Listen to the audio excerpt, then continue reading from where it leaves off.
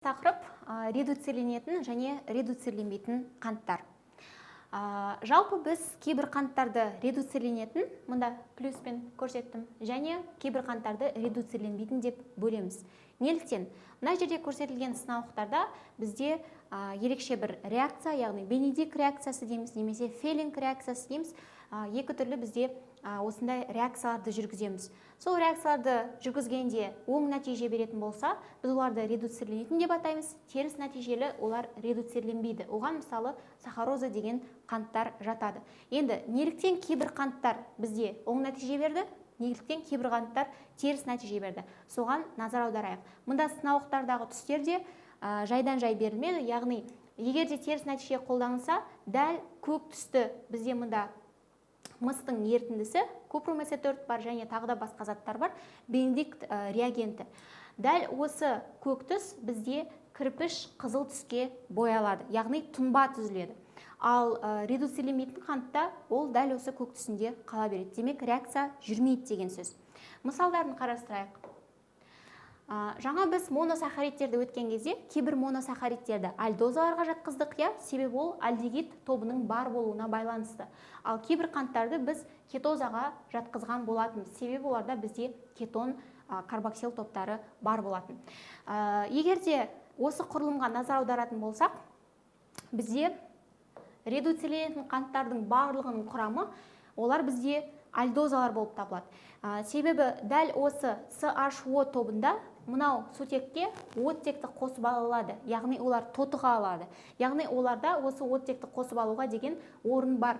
Осы жерге оттекті қосып алғанда ол бізде карбоксил қышқылы, яғни белгілі бір қышқылдарға айналады. Әрқайсысы өзінің мономерлеріне байланысты.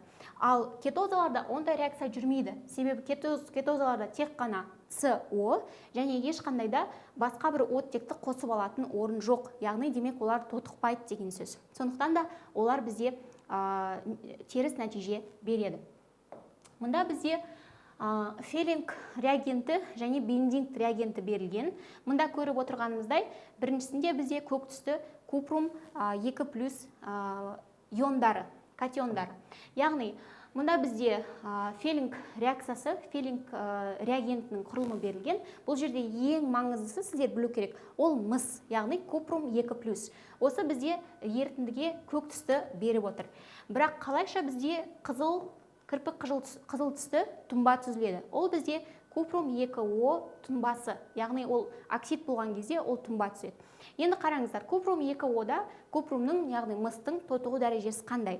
Мыстың тотығу дәрежесі мұнда тек қана бір ғана плюс, жай ғана плюс. Купрум С4-те немесе купрумның жаңғы тартрат кезінде немесе купрумның цитрат кезінде ол бізде 2+ зарядталған болатын. Демек, 2+тан 1+қа айналу үшін, демек ол бір электронды қосып алды деген сөз.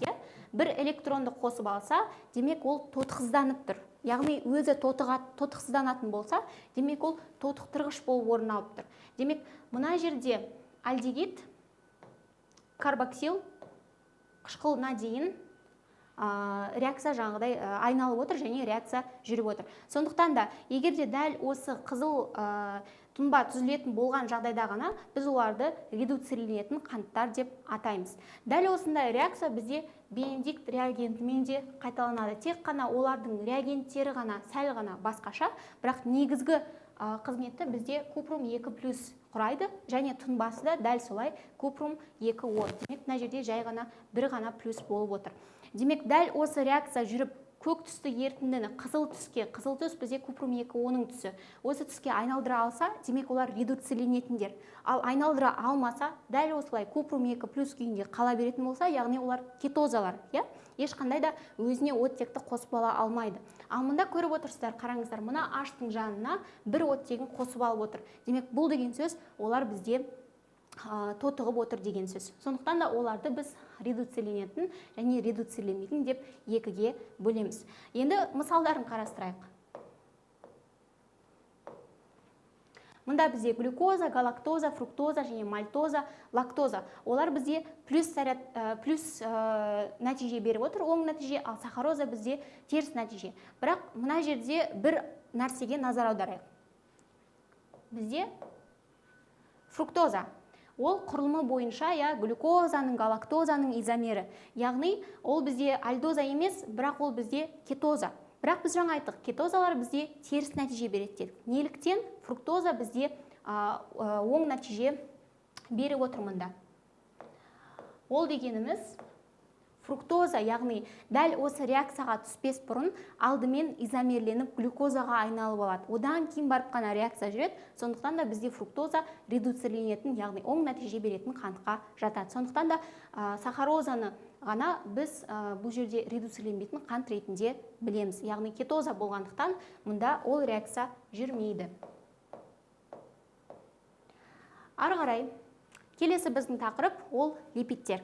Келесі макромолекула липидтердің жалпы негізгі 3 тобы бар. Ең біріншісі олар майлар, яғни триглицеридтер, олар бізде майлар. Демек, липид деген үлкен бір топтың кішкентай бір тобы майлар деген топ бар. Және екіншісі ол бізде фосфолипидтер. Фосфолипид дегеніміз фосфор қышқылының қалдығы, яғни фосфат болғандықтан фосфолипид деп аталады.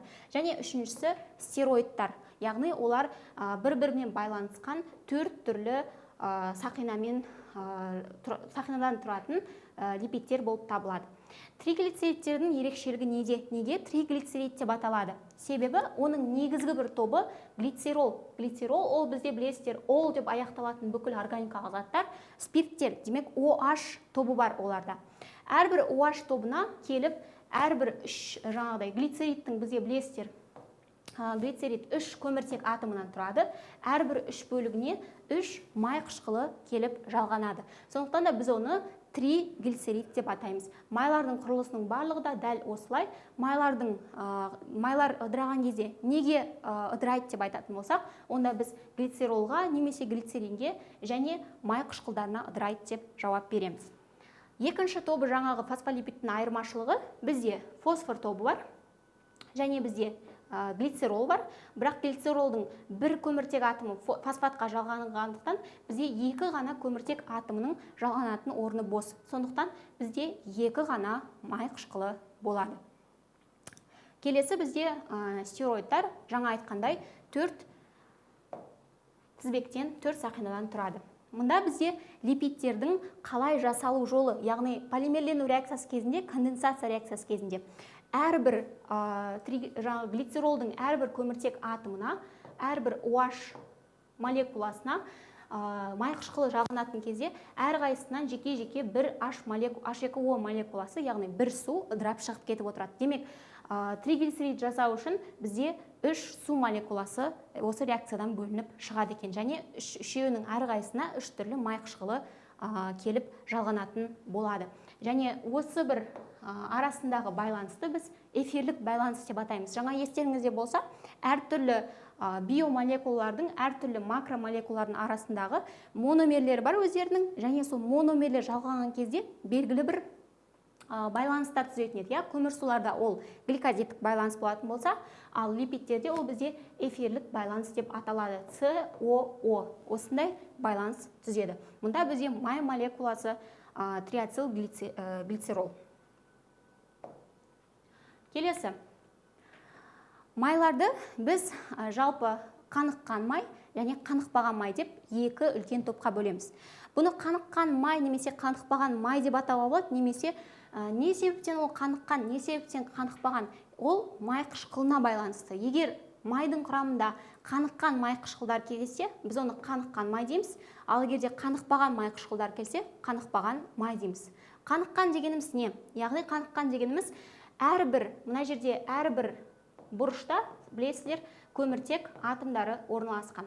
Әрбір көміртек, өздеріңіз органикадан білесіздер, көміртек ол бізде 4 валентті. Сондықтан да, егерде бір жағы бір көміртек атоммен, екінші жағы екінші көміртек атоммен жалғанса, бізде әлі де 2 бос орын бар деген сөз. Осы 2 бос орынға 2 H2 жалғанады, яғни 2 түрлі H2 2 жағына жалғанып отырады.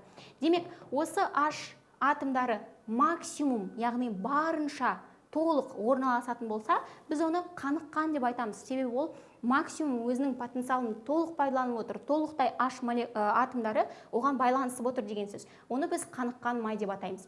Бұл қаныққан майлар бөлме температурасында қатты күйінде болады. Сондықтан бұлар бізде кәдімгідей ерімей тұрады. Біз кәдімгі жейтін жануар майы, яғни жануардан алынатын майлар бізде әсіресе қаныққан майлар болып табылады. Қанықпаған май, көбінесе өсімдік майларын біз қанықпаған май деп атаймыз. Бөлме температурасында олар бізде сұйық болады. Мысалы, күнбағыс майы, мақта майы, зәйтүн майы қанықпаған майлардың мысалы болып табылады. Қанықпаған дегеніміз не?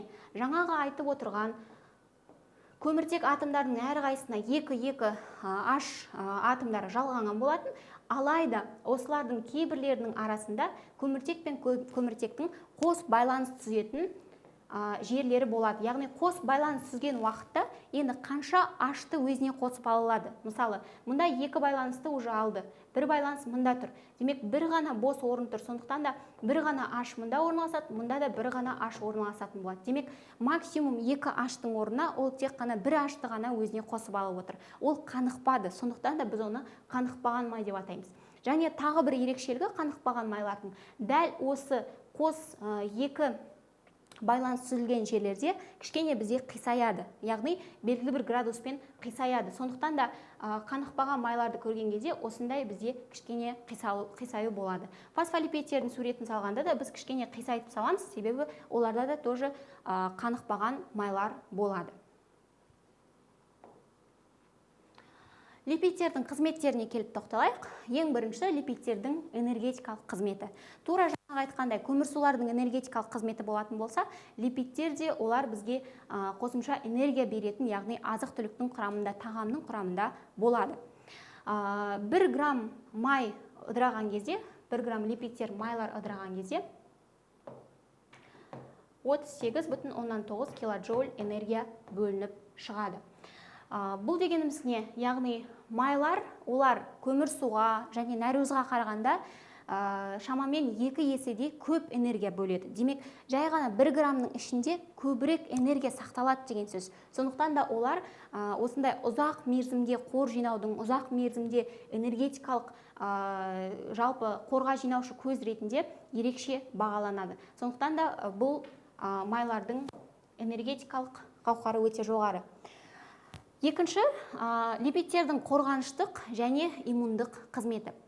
Ең бірінші қорғаныштыққа мысал келтіретін болсақ, жалпы липидтер, майлар біздің ішкі организмнің ішкі ортадағы әртүрлі органдарымыздың сыртын қоршап жатады. Яғни, мысалы, екі бүйректің сыртында май болады, майлы қабаты болады. Немесе басқа да органдарымыздың сыртында май қабаты қаптап жатады. Ол қандай қызмет береді? Біріншіден, ол оған механикалық қорғаныс, яғни сыртқы зақымданудан, ауыр соққы алған кезде зақымданудан қорғаныш болып табылады. Және екінші бір қызметі бар, ол бізде иммундық қызмет. Яғни май тамшыларын, май жасушаларын біз адипоциттер деп атаймыз.